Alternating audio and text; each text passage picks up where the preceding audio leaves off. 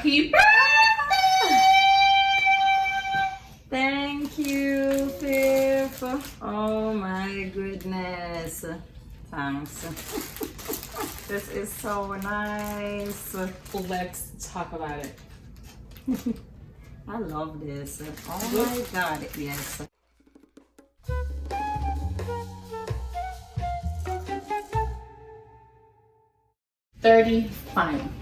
The golden years. And I feel like we should have a conversation.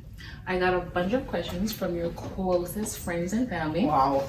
Okay. About discussing your 35 years on planet Earth. Are you ready? Yes. Okay. So the first question is from Paul. All right, guys. And he wants to know, what are 3 things you plan to complete before you turn 36? Wow.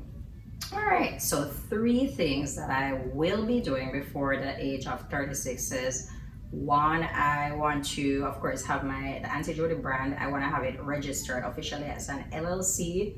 And of course, I want to have some kind of business or something underneath that LLC as well for my kids to build generational wealth and to help them, with college and so on. The second thing is that I would like to, I still haven't gotten a chance as yet to do my state examinations and so on. So that's on my list as well. And we know you're studying hard. Right. I started studying. So my third thing is that I want to, I would like to work with at least between now and 36, I would like to work with at least 20 more children to help them become fluent readers. That's adorable. 20. Okay. Yeah, I'm saying 20 because I have a little time in the school year, and then also, hopefully, God's willing, next summer, I still want to work again on the reading program. Okay. So we will have this recording to keep you to your words, and then 26, we'll replay it. 36. 36. Mm-hmm. You look like 26. 36 will come back. I stand in agreement. I stand in agreement with that. So the next question is from Ty. Wow. How are you going to challenge yourself to move further out of your comfort zone for the big 35? All right. So, nice question, Ty. The consistency queen, the Pilates queen. I think that I want to just be more consistent and have a better balance with all the areas of my life overall. I think that this summer, getting that break from the kids has been so refreshing. It's been a time of restoration as well, a time of restructuring and re-strategizing. Definitely. So I know that for one, I have to be more consistent. Even if I don't feel like it, I know that I have to get stuff done. And then I would love to have a balance between work, between being a mom, between being Auntie Jodi. I would like to have a balance with Jodi-Ann as well, because I feel like as well this summer I kind of got back in touch with Jodi-Ann. I 100% agree. I 100% agree with that. The next one is from Miss Wright. Okay, my travel girly, one of my favorite bloggers, one of my favorite travel bloggers. Hi Marquisa, thank you. So what's your favorite thing to cook? Wow. And we know she's a foodie. Love to cook. Yes, I can. I think I can cook to save my life. So it's safe to say that. One of my favorite dishes to cook, easily, salmon. Okay. Salmon. I like salmon in all variations. Before going to Japan years ago, I was not a huge fan of salmon and so on. But as soon as I got into Japan, of course, Japan is a seafood place. You always said that. Because of where I lived as well. I lived in Fukushima, so there was a lot of fish, a lot of shrimps, and it was quite cheap. It's on the seaside, and the availability was there, so I had salmon all the time. I had it so much that Asia could not stand having salmon at one point. I had lemon salmon, honey garlic salmon, fried salmon, steamed salmon, You name it, you've had it. Yep. Yeah. So I would say salmon, and I would also say red snapper. We're Jamaican. I feel like red snapper is a rite of passage that you have to love and eat constantly. And I need to know how to cook it properly. I don't like to cook it. I rather someone else cook because I feel like that's just not my forte. Okay. All It's right. not my forte. So this is my question now. Woo! Okay, safe. Is your current life what you envisioned for yourself? Yes. Yes in some regards and no in some regards. Okay. So, right now it's me and the kids, and I'm super grateful. I have my own space. I am working, praise God. I have a amazing village. Some of them are near, some of them are far away, but we thank God for the phones and all the means of communication. What I envision, I've always envisioned having a good village, a mixture of different type of people, different walks, different wisdom. So I have that, praise God. I have wonderful children. That's true. They get on my last nerves, but they're mine. I They're love so smart. Yep, very smart. Sometimes overly smart.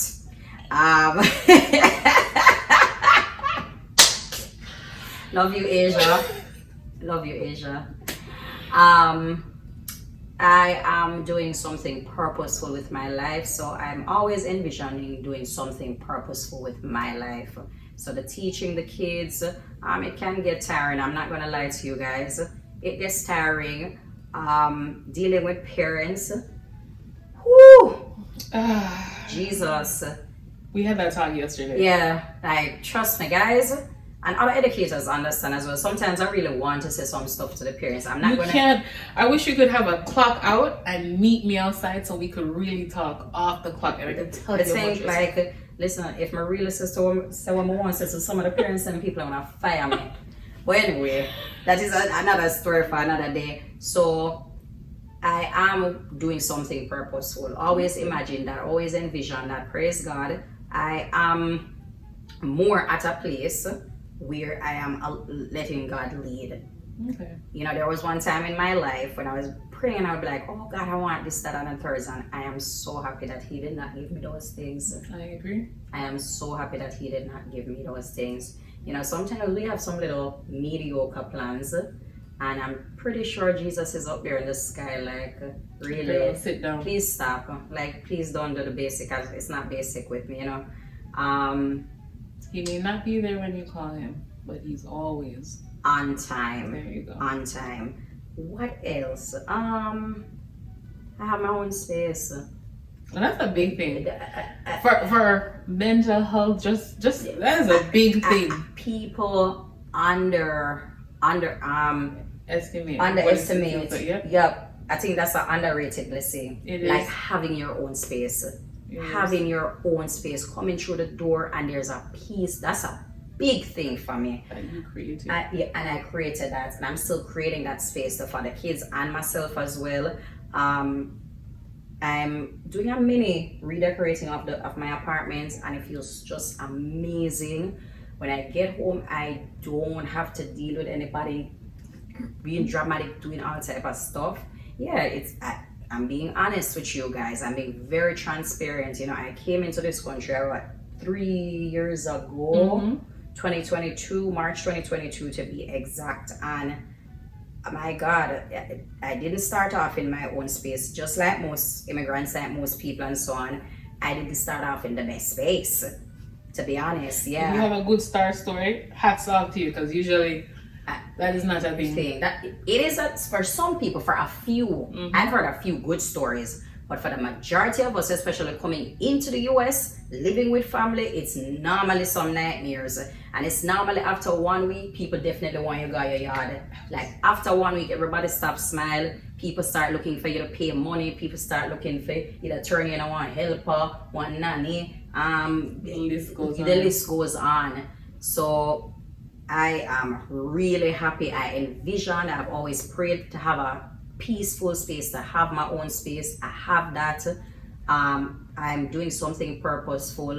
I have an amazing village. What are some of the aspects that I thought I would have and did not have? Of course, most persons would love to have family close by. That's true. So I don't have family. I don't have any family, like immediate family in Maryland.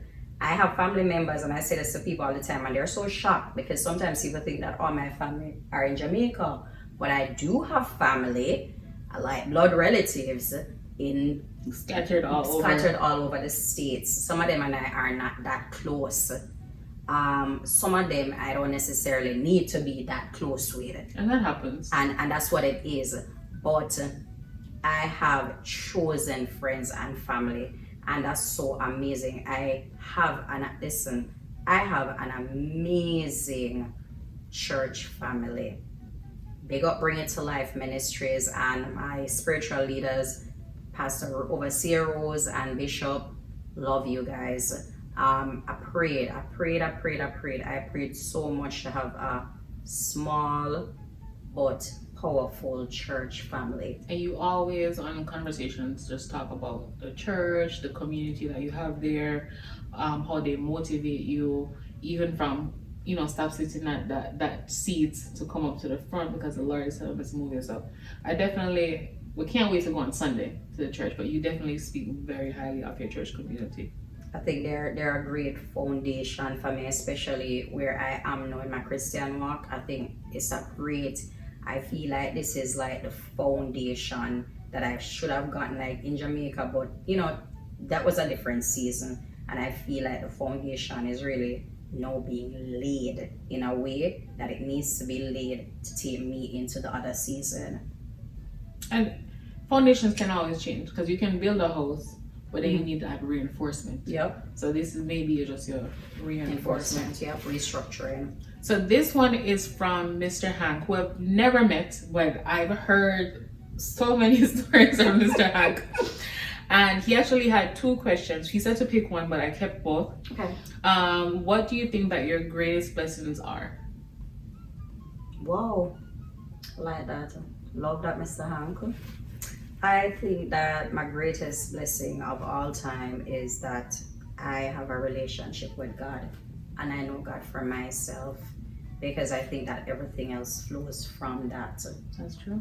I think everything else, I don't know, and sometimes I really wonder, how is it that people are just going about their day without God, without knowing who God is, without knowing God's love. Like, God sent his only child to die on a cross for us. Can you imagine somebody doing that for you? Nobody has ever done that for you. No human being is gonna do that for you. That's like, that is true unconditional love. For somebody to lay down their life for you so that you can have a chance, I think that's my greatest blessing. That is. I think we read that part in the Bible and we just skim past it, but you never really take it in, like, they send someone sacrifice for you. Like, that's a whole big top tier of all sacrifices. There's nothing that can compare. You understand? God's love. Think about it. Like, you don't have to do anything for God to love you. He loved you. He loves us. Before we even, when we were in the womb, he loved us. He already knew the plans that he had for us and so on. No matter how much you mess up, no matter in your inconsistencies, in your mess, he just loves us. Imagine somebody loving you without any terms and condition. Like, what can compare to that? So I would say that is my greatest blessing. God's love, knowing who God is for myself, having a relationship with God in real time. Yeah, I agree. Mm-hmm. His second question was, what's your next plateau to reach? Ooh. Mm-hmm. Ooh, okay, Mr. Hank. I came through. That's why I kept both of them. Yeah, all right, Mr. Hank. I think that I want God to say to me, well done, good and faithful servant. Whoa. Yeah.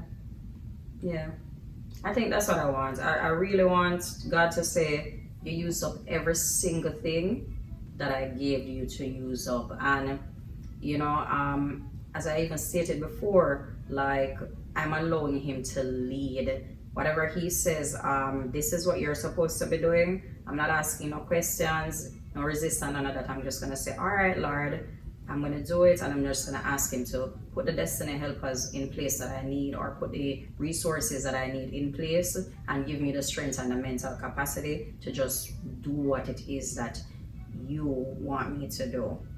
And that's I think a deeper inner thing to just give over to the Lord, because I think a lot of us will say we're listening, but then we question while we're on the walk. So I feel like you've surrendered, and it's just what He says is what you're working with. I think that I'm more surrendered than what I was before, and I'm not even going. As I said, I'm being transparent with you guys. Some days I'm a human being, so some days I still kind of wonder, or some days, but I'm more at a place of yes, Lord.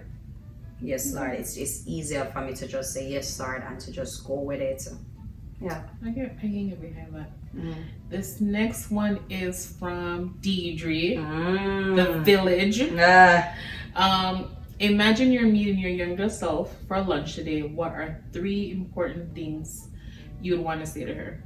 3 important things that I would say to J Lioness. Right. Wow! Oh my gosh! Oh my god! I forgot that. Yo!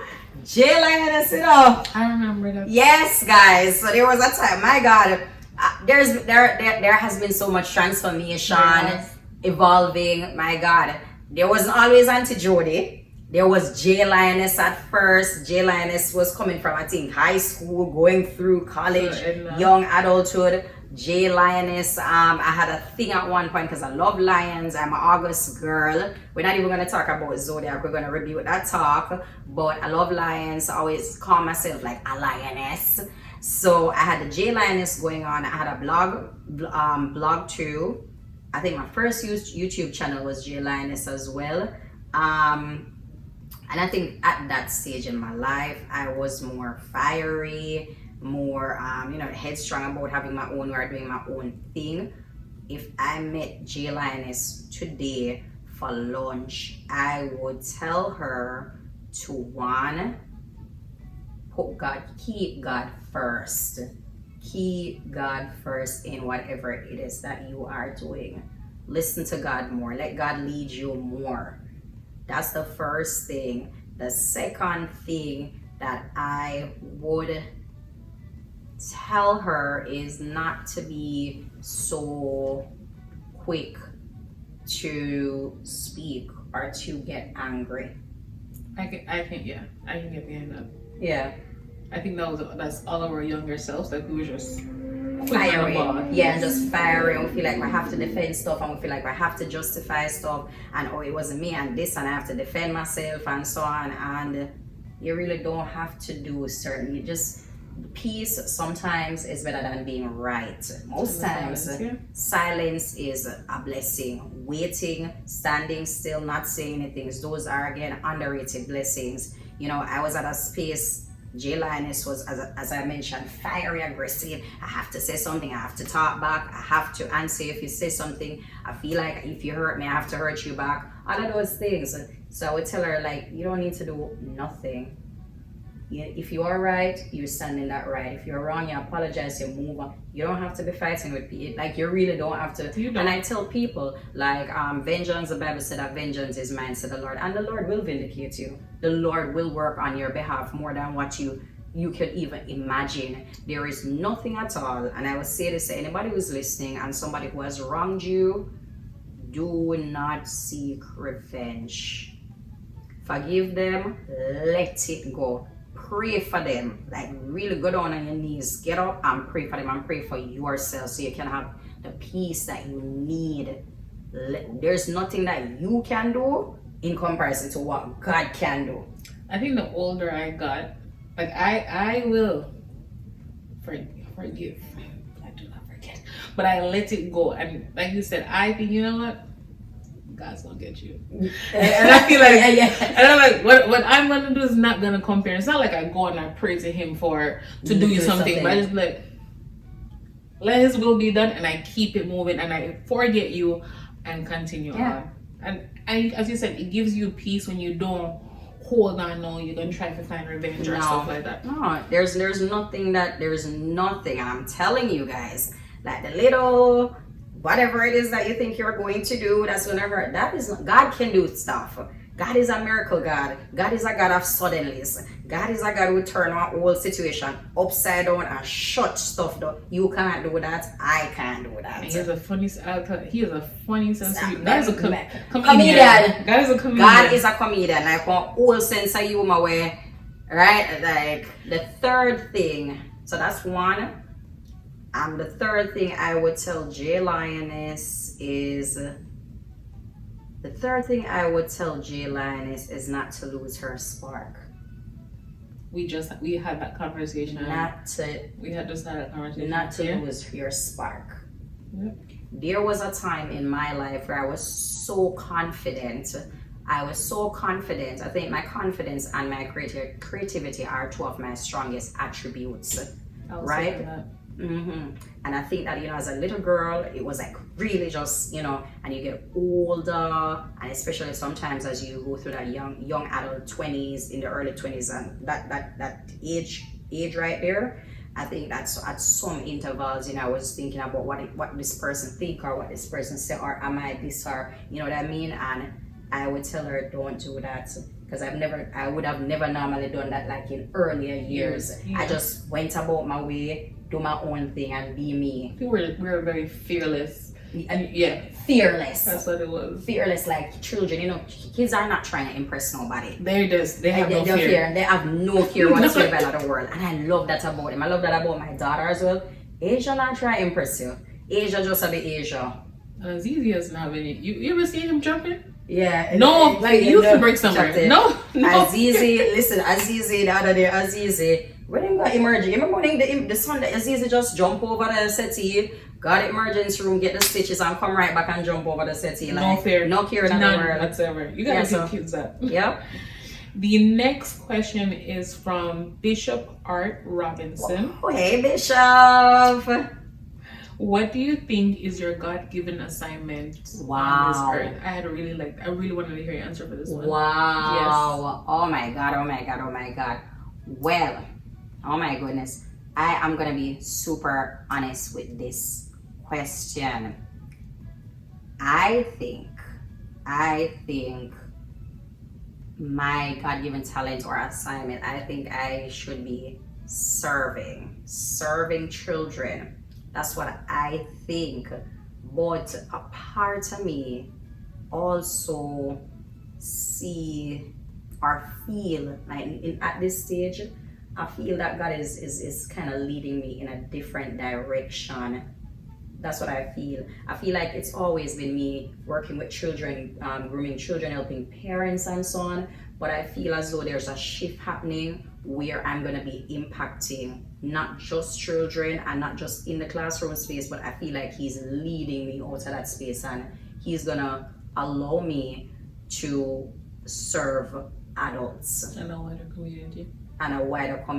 I'm not sure how he's going to do it, but I kind of feel a shift going on, like he's taking me out or just out of the spaces with only children.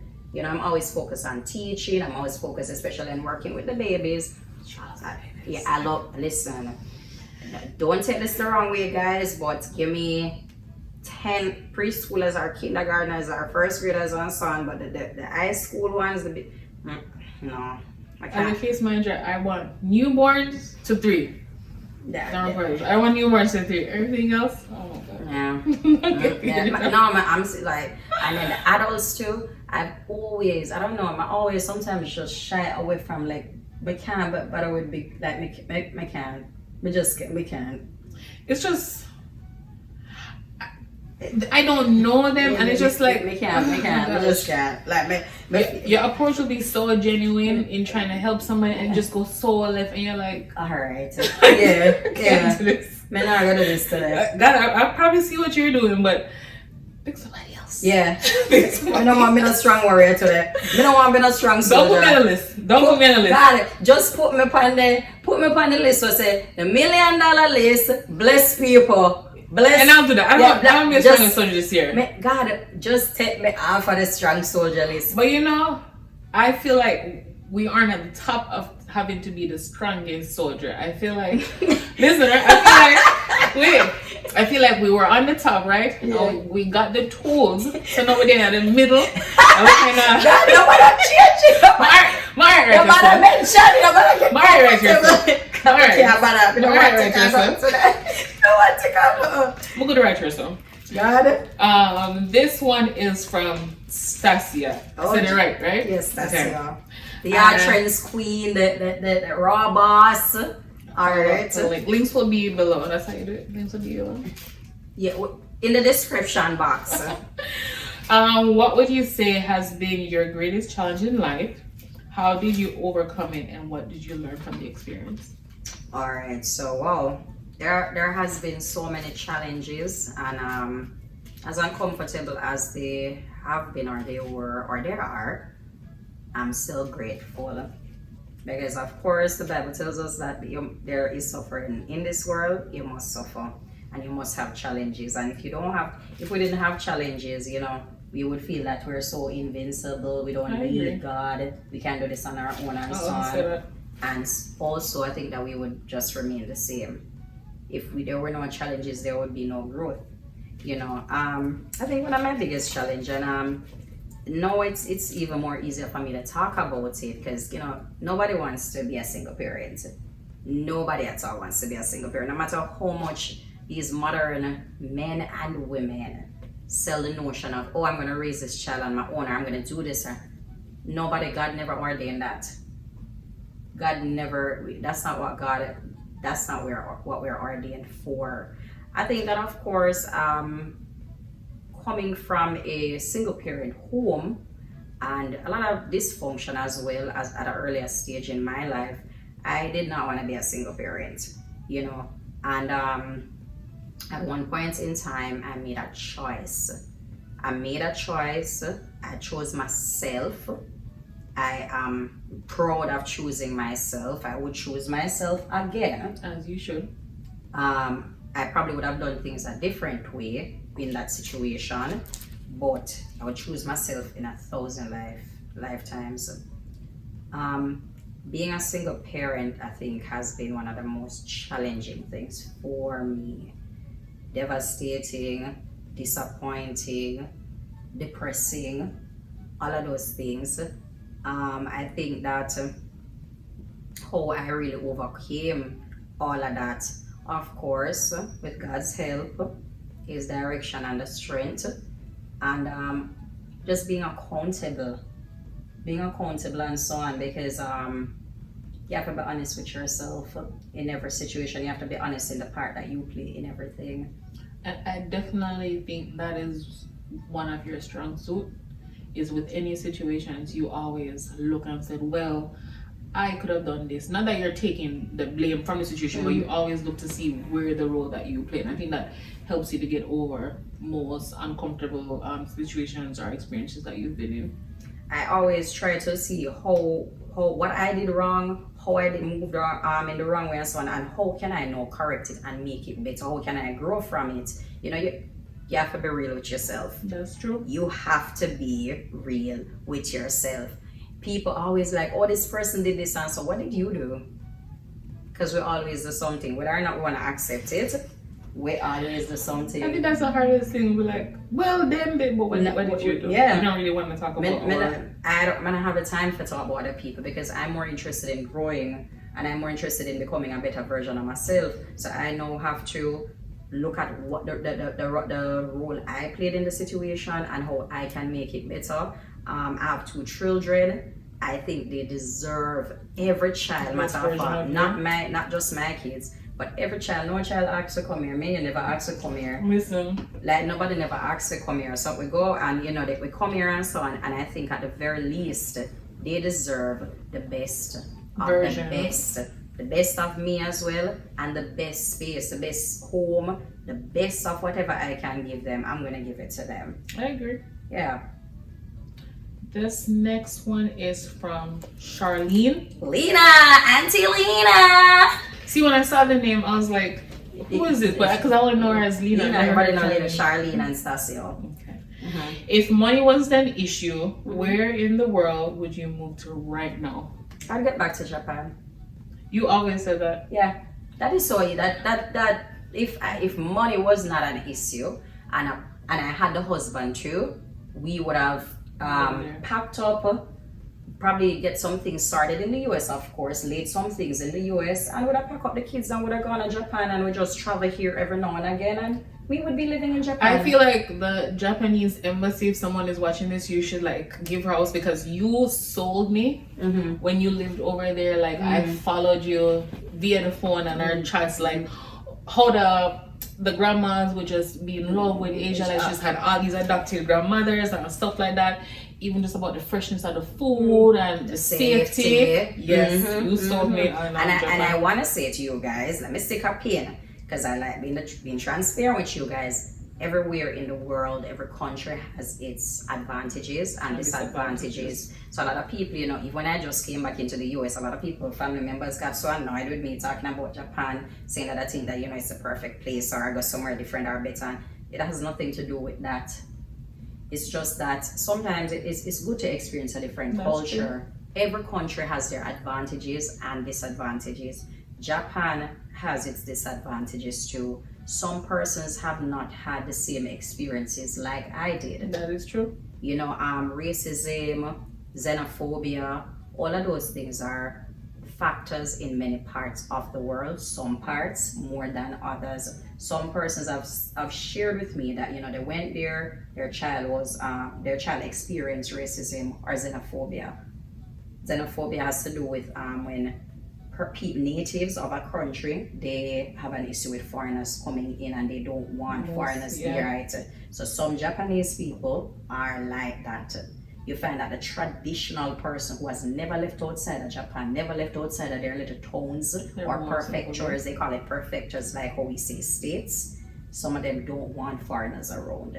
I did not have that experience, and because I did not have that experience, I can speak differently. You understand? I moved to Fukushima. That's where they had the tsunami. They had a nuclear problem there in, I think, 2012. If I'm wrong, forgive me, but I think it's 2012. And then I went to Japan in 2016. So that's like a couple years after that huge disaster. They're rebuilding. Nobody's going there really to work. So here comes this black Jamaican girlie. Usain Bolt was hot at the time. So my daughter Asia too, when she was born, Asia was the only black person in our daycare. We lived in a little town. We started off in a little town of Fukushima, and Fukushima is the countryside. So here comes like these two black people in the countryside. But they loved you guys though. Yes, that's what I'm gonna say. Like my daughter, trust me, I never had no type of like racism experience, or so I did not have that. It was more for me as thank you for coming here. We need foreigners to come here. We don't care where you're from. We're glad that you came here to teach us English. Come on over.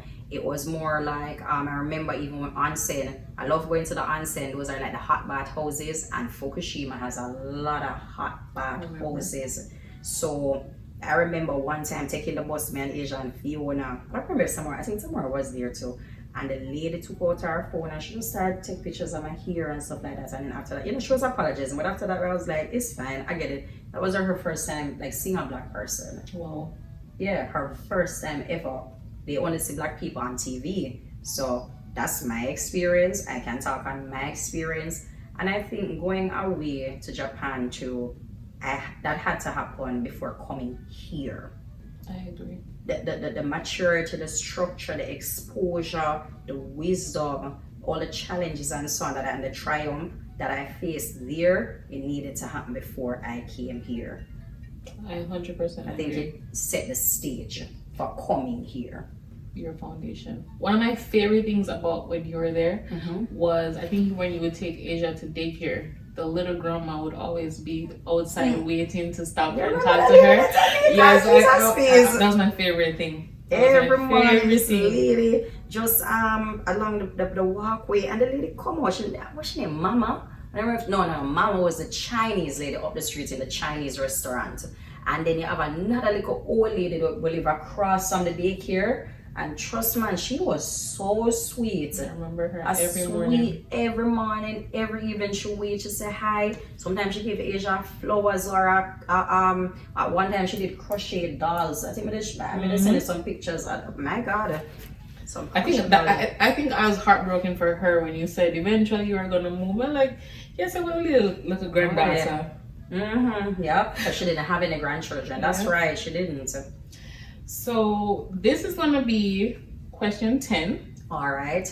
Because we have to get up. We have to make breakfast. We have to get the day started. Because today is the birthday girl's birthday. So we have a lot of stuff to do. But we're going to be back because we actually have 35 questions. Wow. 35. Okay? Wow. We're going to get through all of them. All right, guys. So for number 10, all the right. big 10, it's actually 3, but I kept all of them. We're going to ask probably just one. Yes. And then come back. All right. Which of your family or friend, which one of your friends or family member would never survive a day in your shoes? Wow. Wow. Oh my goodness. Woo! Who asked that? I'm so sorry, Randall. Randall, where did this question from? I was like, I'm definitely putting this. Yes. I could not be the teacher. I couldn't be the teacher, so help me out. I couldn't be the teacher. Couldn't afford it. No, school cancer. There's a lot of questions, but those time definitely is that a teacher. You are not a teacher. You can't bother with the no, probably. Hey, me know say Stasia, like for true Stasia, no love like a pitney like that. No love them at all. Like Lena love kids. Like Lena love kids and my mom. Wow. Call me up. Even though mother teacher, I'm a father teacher, and Karen used to teach Marits. If you get it, I'm not go back again with you. I feel like probably when I would say like in terms of my mom, I don't say my mom like I do all of this. Like but just mommy love you, but I don't say my mom is I do all of this. So my mom is like really, really shy and reserved and not the most like social butterfly and stuff like that. My mother can do the whole heap of people, the crowd, all of that. That's not her thing. So if I said that she's gonna go somewhere and start talk to people and my mother my mother not do that.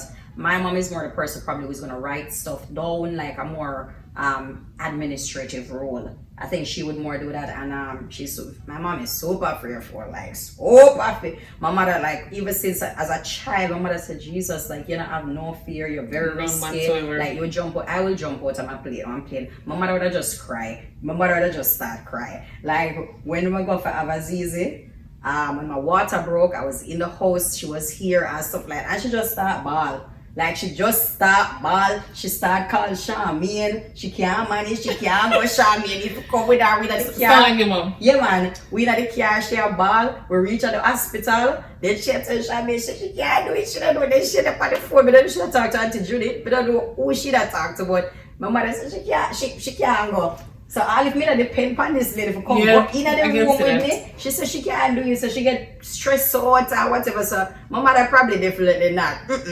My mother not do it. So I know we said one more from Randall. One, but we're just gonna hit one and then we're gonna end this take a break. Alright, so we're gonna closing. So after this question, we are gonna be closing part 1. So stay tuned for part 2. Go ahead. If you could have one celebrity crush at your birthday, who would it be? Wow! Oh my god. Okay. I am a huge fan. Oh Jesus, this rough. Not really. Alright. Alright, so from my one little girl, I know maybe I'll start talk patois. Because from as a little girl, we just have this huge, big crush from Baby Sham. We know that. Yeah, oh God. Like, just perfect. Like, look on his face and how he carry himself and he just clean and he just so nice. And I remember going through Miami airport one time I see man, it's like he met my whole year.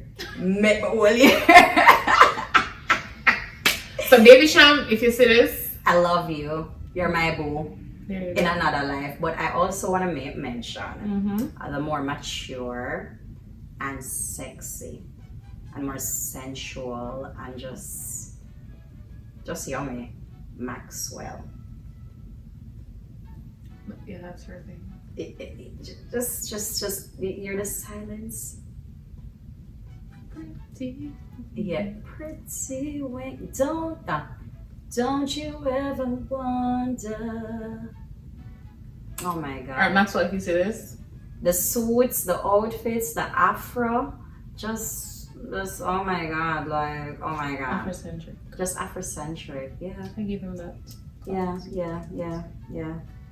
All right, so if you see this, Baby Sham or Maxwell, I need to get I need to get front row tickets. I'm just saying, That's Baby it. Sham will know. I can't really come on your concerts now because a part of my life done. Maybe Maxwell when I have my nice husband and we do a little date night and Okay, Maxwell, you're here. or probably Maxwell can sing at my wedding. Husband, get your money up, right. angle it, triangle it. Yeah. August 15, 240. She wants Maxwell to sing at her wedding, and we will make this happen. We will make it happen. Clap that. Come back for part 2. We will see you. Subscribe, like this video, share the video. Mwah, mwah, mwah, mwah, mwah, mwah.